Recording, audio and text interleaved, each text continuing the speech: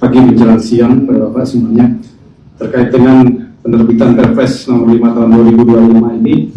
Sebenarnya tujuannya itu untuk melakukan tata kelola lahan dan kegiatan baik itu perkebunan, kemudian pertambangan maupun kegiatan lainnya di dalam kawasan hutan. Jadi ada beberapa lahan baik pertambangan, perkebunan dan kegiatan lainnya itu lahannya ini masuk kawasan hutan, yang menyebabkan adanya potensi yang hilang dari penguasaan negara atas lahan di kawasan hutan dan penerimaan negaranya juga tidak masuk ke negara.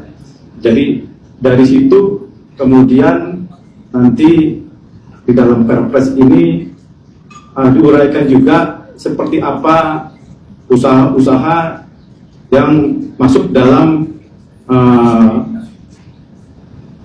klaster yang ada di Perpres nomor 5 tahun 2025. Mungkin tadi dulu saya langsung gambarkan. Boleh Pak, boleh. Mungkin langsung aja ya, biarin ya. Ada materi ya Pak ya? Ya. Sebenarnya banyak sekali permasalahan yang ada yang terkait dengan masalah kawasan hutan. Tapi yang mungkin karena di sini terkait dengan sawit, kita batasi saja terkait dengan perkebunan sawit. Masalah Satgas PKH ini sebenarnya sebelumnya sudah ada Satgas lain selain Satgas pengawasan hutan. Itu sudah ada bentukannya, namanya Satgas Garuda. Ini sudah melakukan pemetaan, mengidentifikasi permasalahan kebun sawit yang masuk kawasan hutan. Kemudian BPKP sendiri sudah melakukan audit di Kemenhub terkait juga dengan masalah perkebunan sawit yang masuk dalam kawasan hutan. BPKP ini juga sempat tergabung di dalam Satgas Garuda ini juga. Jadi kalau dilihat dari luas kawasan hutan Indonesia seluas 123,7 juta hektar, luas lahan kelapa sawit kita itu sebesar 16,3 juta hektar. Ini cukup luas. Kemudian 1,67 juta hektar telah teridentifikasi dalam artian masuk dalam kawasan sawit ataupun dia perkebunan yang perizinannya tidak lengkap atau perizinannya tidak sesuai.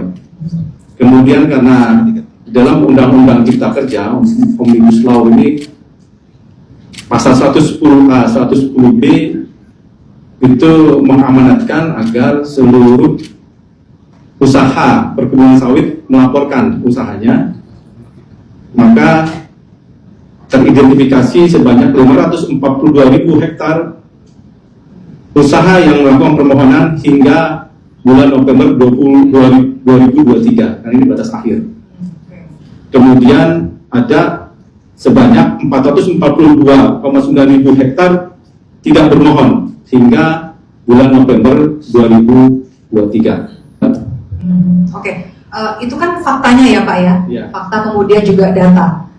Tadi ada yang sudah dari sekian angka-angka yang tadi sudah Bapak sampaikan, karena mohon maaf saya tidak dapat data yang tadi Bapak paparkan, dan ini kurang terlihat dari sebelah sini ya. Nah, karena yang datang dan juga ini juga jadi salah satu hal yang bisa kita inventaris ya Pak Rino, Pak Gulat juga dalam rapat kerja hari ini yang perlu jadi catatan adalah bagaimana kan tata kelola sawit ini dari hulu ke hilir. Ini ada temuan angka-angka ini juga, data ini juga yang tentunya harus diselesaikan dong Pak, supaya bisa lebih optimal nanti kan. Nah, salah satu langkahnya apa Pak? Jadi langkah yang kita lakukan di dalam Satgas pengelolaan kawasan hutan ini yaitu yang pertama terhadap beberapa perusahaan. Ini di tahap awal kemarin kita sudah panggil 14 perusahaan yang terdiri dari 12 grup perusahaan besar dan 2 perusahaan saja. Kemudian Petani swadaya nggak ada ya Pak berarti ya? Petani swadaya termasuk juga? Belum. Okay. Belum. Kemudian kita lakukan klarifikasi, analisa, dan memang intinya sebenarnya begini dari masalah sawit ini. Bukan pemerintah ingin menghambat perkebunan sawit atau menghambat petani, tidak. Tetapi kan dalam negara ini kan organisasi besar tentunya ada tata cara, ada aturan yang memang harus kita laksanakan.